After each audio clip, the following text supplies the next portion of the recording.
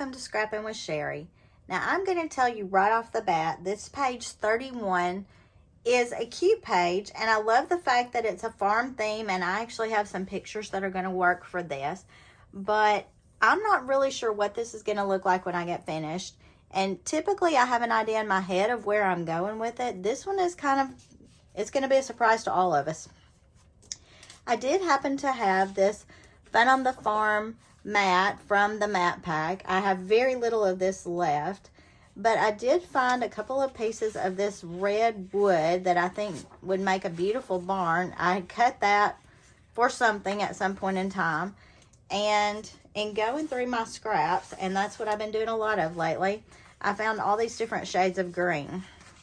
So I'm going to try to make this page using the scraps that I have on hand. But here's the kicker. I really want to make it into a 2-page spread. Now let me give you a little background inspiration here. My granddaughter celebrated her birthday with us, but she also celebrated with her other grandmother. And her other grandmother made her a little cake that had all these little barn things on it. Let me see if I can find a close-up picture of that. Yeah. So it had the little barn and the farmer, the animals, all these cute little barn things. And she used all of these decorations from her daddy's birthday when he was 2. So that was kind of cute, and I really wanted to scrapbook this. Although I don't scrapbook all of that side of the family's events, I just thought because that was the decoration from his 2nd birthday, it would be really fun to scrapbook this for her 2nd birthday. So that's why the barn theme is even in my head. But let's look at what we need here. We need a background paper here. Now they've done some pretty large mats right here, and it's kind of hard to tell that unless you read the measurements. But there's a 6.5 by 4.5 mat on both sides of this that are angled with photos across the middle. What I'm looking at starting with first is all this wavy stuff along the bottom and my main top piece. Now because I want to make it a 2-page spread, and this is all I have of this barn wood, you know what I'm going to do, right? I'm going to weld this together. I'm looking at the best way to fit that barn piece that piece right there together. I'm going to weld this together. And then I'm going to cut it in half as a 6-inch piece to make across the top. And we'll just see how this works. Now for the initial weld here, I'm just going to stick some scrap pieces of paper on here. I've got just odds and ends laying in my garbage can right here, and I'm just going to stick those over that tape just to hold this down long enough to cut a 6-inch piece. I don't really need it to hold forever, and you'll see why in just a second. I'm going to take out my 12-inch trimmer and extend that arm so I can get my 6-inch. Now I am mindful of the fact that this plank goes this way, and I want it up and down on my page, so I have to turn that horizontally to cut it, and I'm just going to cut that at a 6-inch. And that's going to be the top layer for both pages, and I'll probably turn it this way just so my colors fade out the same on each side. So we've got the top layers on each page, but we need to make all those wavy things along the bottom. And funny enough, in some of my scraps, I did find that I had already cut some waves on various things. You only really need one straight edge wave. And let me just tell you, this is kind of a cheater page because that was a border that had those wavy edges. And I've already used that, so I didn't have it left over. But I'm going to make several waves. Now this is my decorative trimmer. I don't use it a whole lot. And some of you are going to say right off the bat, well, why is yours white with this blue in the background? I hated the fact that I couldn't see all the numbers and lines on this. And someone else had posted on Facebook that they had used just acrylic paint. They spread it all over their trimmer, let it dry just a hair, and then rubbed it all off. And I tried that, and it worked pretty well. I like the fact that now I can at least see the numbers. I can see the blocks better. It's not real even, and for an OCD person, that's really bothersome. But it does help me use this more efficiently. Now, I've got a couple of the really small waves cut here, but I'm going to make more of a swell. out of this green. And because this is all I have of this green, I'm going to center it somewhat on that swell, and then I'll end up with a straight edge on either side of that. I hope that makes sense to you. I'm going to have a straight edge here with that big swell in the middle. I don't think that's centered very well, but you know what? We're just going with it. We're going to see what happens. Remember, it's paper. Not too bad. So we've got that swell with our straight edges, which would make a really good bottom edge. We could put one of these rolling hills behind it, although I'm not loving that color behind it right now. Maybe something more like this, and do a rolling hill center for that. And we'll use this side for that. And again, I'm going to kind of center it somewhat. This trimmer to me is a lot harder to get exact measurements on.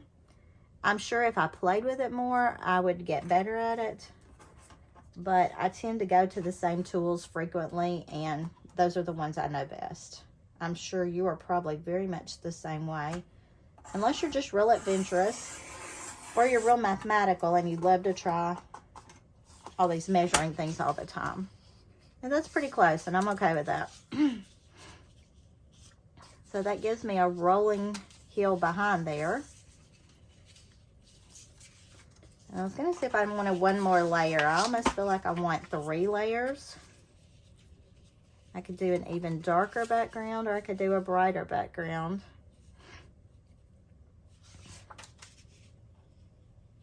The darker kind of loses me. I'm not sure I love the brighter, so I think I'm going to leave it where I am. Now, I pulled those colors really based on this particular mat right here. I love the way this picks up those colors there. I like the way this picked up here. I didn't really have a green that matched that per se in my scraps when I was pulling. So we're just going to go with 2 rolling hills. We'll be fine with that, right? So let's put this together and see what we get. Now, remember, we're doing tops of this. We're doing bottoms of this. Let me scoot that out of the way for a minute. And obviously I'm going to have some extra space here, which is where they put those 2 large mats. So let's see what we can do. And I'm going to use a cover sheet for my background on this. You know, I use the cover sheets out of my paper packs all the time. Now that's just where we welded. We could take that off just so there's not an extra layer, but it's not necessary, and it's not a big, thick extra layer, so it's not really bothering me. And I'm just sticking this kind of to the top. And then I've got these down here. But I am really going to want to add mats right there. Let's go ahead and make this a 2-page spread while we're doing it, because I know I've got 2 pages worth of pictures right there. So we've got those 2. Now let me look at what color mats I'm thinking I want to use. And you know what? Instead of using those 2 crooked mats, I could just use a stripe of paper there. So let's look at what we've got going on. Now, in the other grandmother's kitchen, I see this pale yellow background. We've got yellow here. So let's pull some yellow to go right here through this centerpiece. Now, I'm trying really hard to use scraps on all of this, but I didn't have a scrap that matched this very well. So I just pulled a piece of this canary yellow, and I'm going to cut it in half. There is a little waste there, but it's okay. I'm going to cut this in half and use it to cover the bottom half of this paper, and then put the green on. And we'll have the layout basically done. It'll just be a matter of adding the photos. Now, this is overlapping just a touch. And I'm going to let that yellow overlap rather than taking the red back off and scooting it up and all that. I'm just going to let it overlap a little bit. You know, we're going to have pictures covering so much of this anyway. But I really love the red barn look on the top. And I really love the green rolling hills on the bottom. I'm just going to lay that down right now. It's not stuck at all, because I do want this to end up as close to the bottom as I can get it, just so it doesn't take up so much picture room.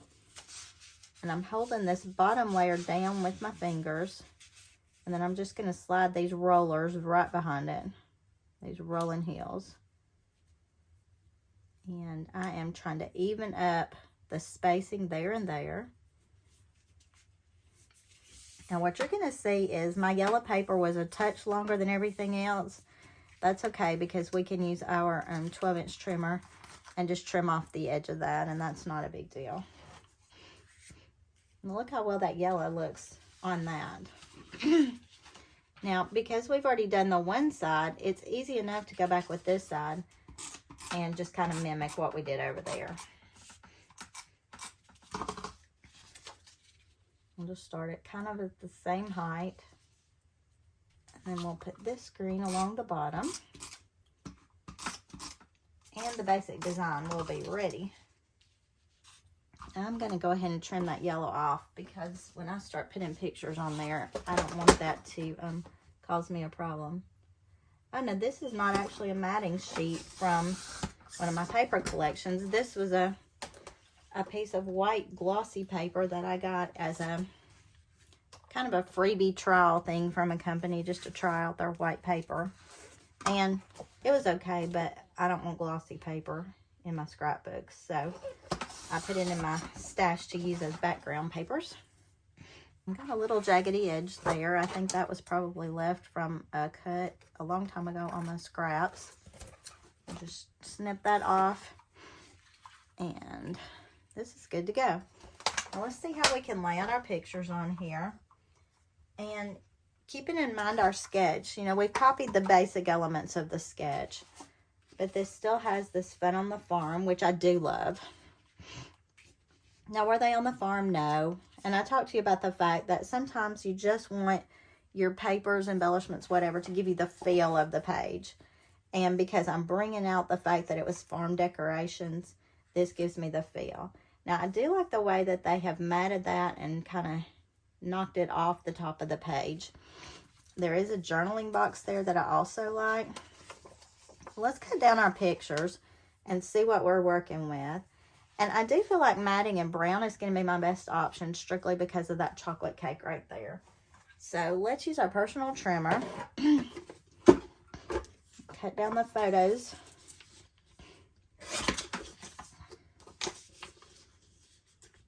And I'm cutting these pretty small. I usually don't cut tall, narrow photos, but I want to get as many of these as possible on here. Now you can see that I'm not cutting these any specific size. I'm not following any size measurements on the sketch itself. Just because, I don't know, I didn't feel like my pictures actually lent themselves to that sketch per se. I really just liked the theme of it. Now I'm doing some 3.5 by 3.5s here, kind of not necessarily intentionally. And that one I couldn't make 3.5 tall because I would cut off part of the animals. That one I need to leave whole because it's got all the people. So where our initial sketch had 3 pictures, small, in the center, mine is not going to have that. It's going to be a little bit different. And I like to put them kind of in order. So I'm going to put the cake in the center. Do these photos probably just like that. I want to make sure I've got all the people here, and it's okay if I overlap my border here. And I do like her little blowing over here, so maybe we need to scoot that up and do a double picture here. We could cut off a little more on that bottom. And then we need the after for sure with her big old messy face. Now, one thing that I don't have currently that I'm going to add is a picture of her daddy at his 2nd birthday party with these same little animals. And I just haven't gotten that developed yet, but I'll develop it before I finish this spread entirely. So you can see that I'm going to put it here, and I'll make a note about that. So let me cut this one down just a touch more. Now, I did decide real quickly to use my Epson photo printer, and I went ahead and printed the pictures that I wanted to use from my son-in-law at the same age. And there's his picture with his cake, and then you can see the decorations are the same on her cake.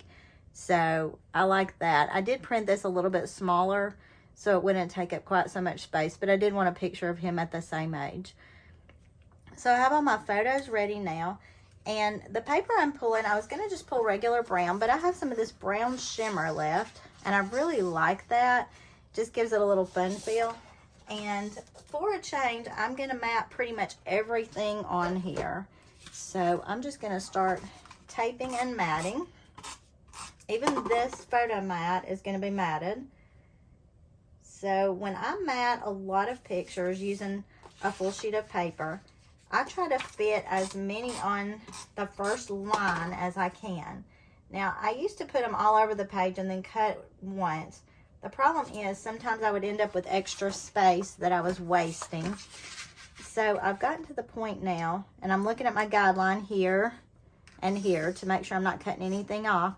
Remember, you've got these little sight guides that you can also slide up and down just to kind of get your spacing exactly right. There's a black line in here that you probably really can't see, but that shows me exactly where this is going to cut to make sure I don't cut off anything important. And because I practice with this a lot, I'm pretty decent at eyeballing. But if you are a measurer, you want everything exactly the same all the time, you've got some great tools on this 12-inch trimmer to help you do that. Now I can see that one's a little bit crooked. And all I got to do is slide one edge of that. And as I mat, I kind of lay them back where they went initially, because that helps me when I start actually putting my page together, because I don't have to remember where I had all those pictures laid and how they worked the first time. I'm just laying them back in the same spot. And I am going to keep these two together, so I'm just going to leave a little spacing between them. And that one's not going to fit there. So I'm going to go ahead and cut this one down.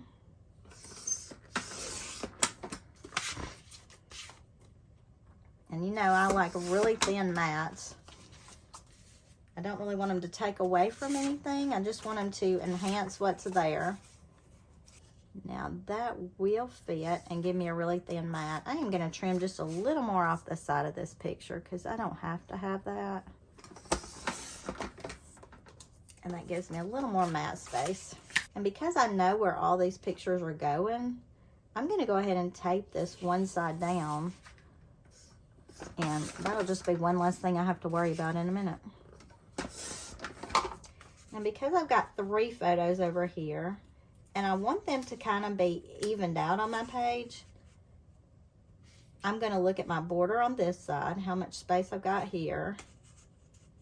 And I am sticking it under the edge of that rolling heel a little bit. I think that's just visually appealing to me. I'm going to stick this other side using about the same border space on the outside edge. I'm going to keep that yellow about the same on both sides. And then I can center this in between to make the spacing the same. To me, that makes it a lot more appealing visually than having big space over here, little space over here, strange spaces in the middle. I like the fact that these spaces here are going to be basically the same. And, you know, if you're really lucky, your outside spaces are pretty close to the same as well. Now, I don't want to cover up where the candle is lit there. So I'm going to angle this across the top. I'm going to go like that. And then all I've got to do is cut off that brown that's showing along the top edge. Remember, we had a little yellow that was showing off too, so we'll just trim that up and get the excess off. And all that page needs is a journaling block right there. So that page is done. And let's go ahead and do this side. And we can use this scrap to mat this one. Now, I do have some bigger photos on this side that I purposefully kept larger. And I think that's a good contrast to the smaller photos and the matte on the other side. I think it makes it, I keep saying visually appealing, but I do think it makes it more appealing when you have some different size photos. And one page is a little more decorative and one page is a little more photos. To me, that just seems to work. And I'm trying to get the best bang for my buck out of all this paper. You can tell I love this brown shimmer, so I stocked up on it the last time I ordered any of it. And I think it continues to give us that farm feel. Even though we're not on a farm, we're going to have a really farm feel to this page. This might make a really great box for my journaling up here, so let's leave that. And then I'll pull one more sheet of paper to get the rest of these matted. So if you're taking inventory here, we used 2 background papers. I used those 2 whites to just mat my scraps on. I used 1 scrap, well, 1 whole piece is what it ended up being of the red. I used 1 whole piece of the yellow, and then a bunch of the green scraps. So I was able to clear out my scraps, use just a few sheets of paper, and make a pretty cute, quick layout. This one didn't intimidate me from the start as much as the other because I knew I had these cute little farm pictures. And, you know, sometimes you look at the sketches and the products they've used work just perfectly with what you want to use as well. And that happened to be my case on this. And the funny thing is, I built this whole page around that Fun on the Farm mat because that's the main thing I had left from that farm pack. So sometimes we build the pages around a piece of paper. Sometimes we build them around a photo. Sometimes we take a mat or a sticker or an embellishment, and we can choose all of our colors based on that and make things match. You know, I preach collections, but sometimes you don't have a full collection left and you got to use up the scraps. And picking one main element to build your page around really helps you use up scraps. All right, now here again, I'm going to tuck these just behind my rolling hills. And I am going to leave a little of that yellow showing along the top there. It's almost like I've double matted it, which I really like. Now, I will have to do just a touch of journaling. I don't have to do a lot, but I do want to write about the fact that these decorations were left from her daddy's second birthday party. But I do want to pull a few embellishments that I had left over. And in cleaning out some stuff, January is typically my clean out time, which is great for me because I find all kinds of things I forgot I had. And one of those was this On the Farm embellishment pack. And I'm not even sure what's in here anymore. But looks like we've got some cute things. Now, there's a red tractor in this picture. So I do want to pull the red tractor, I think. I like the windmill. That would be a great little embellishment over here. Love this barn. And I could put it in a lot of places to strategically cover up anything. And I kind of like it way over here on this side. We could put a little fence out by the barn. We've got the silo. That's another larger piece that we could add in. A chicken coop is always fun, right? Let's scoot it over on this corner. And then we could put some hay bales right over here by the barn. So I like all those embellishments, but you know what I'm going to do. I'm going to foam square some of those as I knock things off in my corner over here. Now, because they're embellishments and not stickers, I don't need tons of foam squares. And in looking at it, part of the reason I wanted to add these is just for the color that it draws. This actually brings my red down from the top. It pulls in the yellow that I used for the center. And it just kind of completes our farm theme. Now, it would have been great for me if I'd had a bunch of animals so I could mimic those, but I don't, and that's all right. Remember, sometimes we're just going for the feel of an occasion rather than all matchy-matchy exactly. And yeah, I could drive myself crazy, and I could go somewhere and find me some animal embellishments, and I could finish this off and it would look exactly like that. But do I want to spend that much time doing that? Because remember, my photos are the focus. Because of the nostalgic aspect of this page, the focus really needs to be on these pictures, on the people that are in the pictures, and the fact that this was her daddy's decorations. And I feel like we've managed to accomplish that using some scraps, using these embellishments.